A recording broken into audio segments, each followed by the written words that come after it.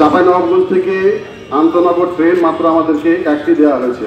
আমরা চাঁপাইনবাবগঞ্জবাসী অত্যন্ত দুর্ভাগা এবং আমাদের চাঁপাইনবাবগঞ্জ জেলা আমরা একটা প্রান্তিক জেলা এবং অত্যন্ত দুর্ভাগা একটা জেলা।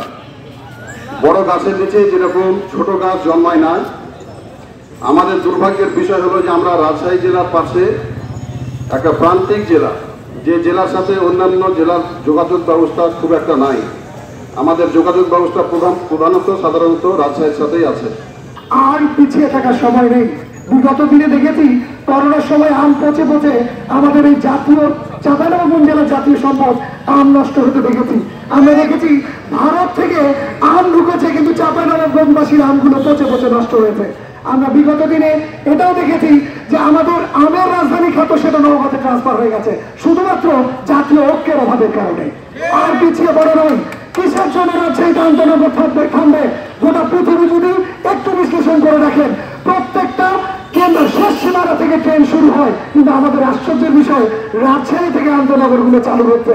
তাহলে আমরা রহনপুরবাসী, চাঁপাইনবাবগঞ্জবাসী, শিবগঞ্জবাসী, ব্যবস্থাপনবাসী আমরা কি এই দেশের নাগরিক নই? প্রশ্ন থাকলো আমাদের পুরো দেশের জনগণের প্রতি। আমি অন্তর্বর্তীকালীন সরকারের কাছে অনুরোধ করবো আমাদের আন্তনগর ট্রেনগুলোকে চাঁপাইনবাবগঞ্জ থেকে চালু করা হোক, আমরাতে রেল সংযোগের ব্যবস্থা করা হোক, আমরা যাতে নাচল ব্যবস্থাপন ভোলাহাট একটা লিঙ্ক ট্রেন পাই, যাতে করে আমরা আমলা থেকে সিট বরাদ্দ থেকে আমরাও যেতে পারি। আপনাদের সাথে একাত্মতা ঘোষণা করছি, চাঁপাইনবাবগঞ্জ থেকে আমরা সব ধরনের আন্তনগর ট্রেন চাই। এই আন্দোলন চলতে থাকবে যতদিন না এই আন্দোলন সার্থক হচ্ছে, ততদিন পর্যন্ত আমাদের আন্দোলন চলতে থাকবে ইনশাআল্লাহ। বর্তমান অন্তর্বর্তী তথা বিপ্লবী সরকারের রেল উপদেষ্টা এবং প্রধান উপদেষ্টার কাছে আমরা বিনীতভাবে দাবি জানাতে চাই, চাঁপাইনবাবগঞ্জ যে বিষয়ে এ পর্যন্ত বৈষম্যের শিকার হয়েছে, এই বৈষম্য বিরোধী আন্দোলনের ফসল এই সরকার চাঁপাইনবাবগঞ্জকে বৈষম্য মুক্ত করবে, চাঁপাইনবাবগঞ্জের দাবিকে পূরণ করবে অতি দ্রুত, এটি আমাদের আশাবাদ।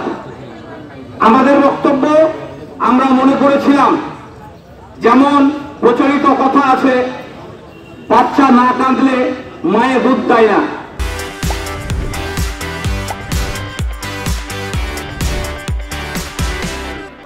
আমরা ধারণা করেছিলাম চাঁপাইনবাবগঞ্জের দাবি না কেঁদেও আদায় হবে।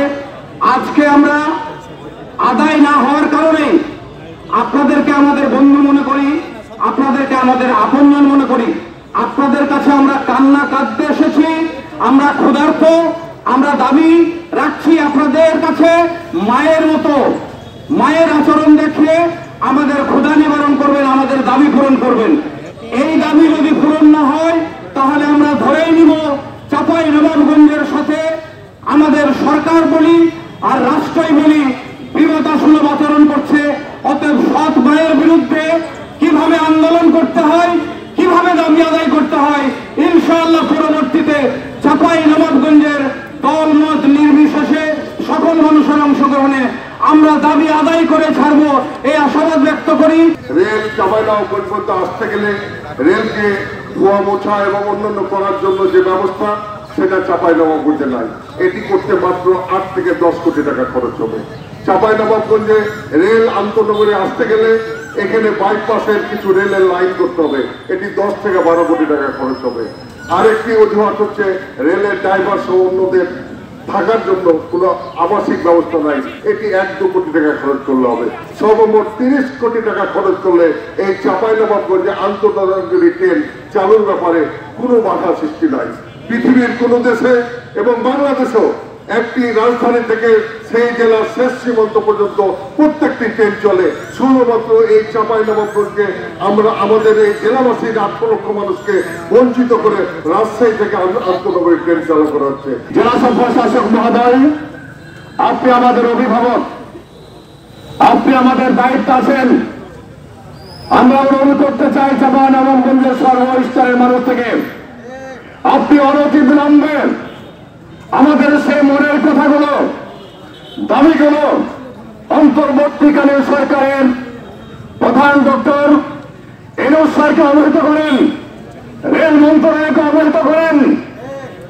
আমরা যদি এই দাবি থেকে, আজকের এই আন্দোলন থেকে যদি ফলপ্রসূ না হয়, তাহলে সকল রাজনীতিবিদ, সকল পেশাজীবী সমস্ত সংগঠনকে আহ্বান করতে চাই যে আপনারা চাঁপাইনবাবগঞ্জের মানুষকে নিয়ে রাজনীতি করবেন, চাঁপাইনবাবগঞ্জের মানুষকে নিয়ে আপনারা বাঁচবেন, চাঁপাইনবাবগঞ্জের মানুষকে নিয়ে আপনাদের শব্দ অবশ্যই আপনাদের এই দাবির সাথে একাত্মতা ঘোষণা করা দরকার, ঠিক না বলেন? আমরা চাঁপাইনবাবগঞ্জবাসী একটি মাত্র ট্রেন পাই, বনলতা এক্সপ্রেস, তাও মাত্র নামে মাত্র 50টা সিট, 100টা সিট। আবার ওই সিটের মধ্যে অনেক সময় রাজশাহী অর্ধেক সিট নিয়ে নেয়। মাননীয় জেলার প্রশাসক মহোদয়, মাননীয় রেল কর্তৃপক্ষ, আপনাদের সদয় দৃষ্টি আকর্ষণ করছি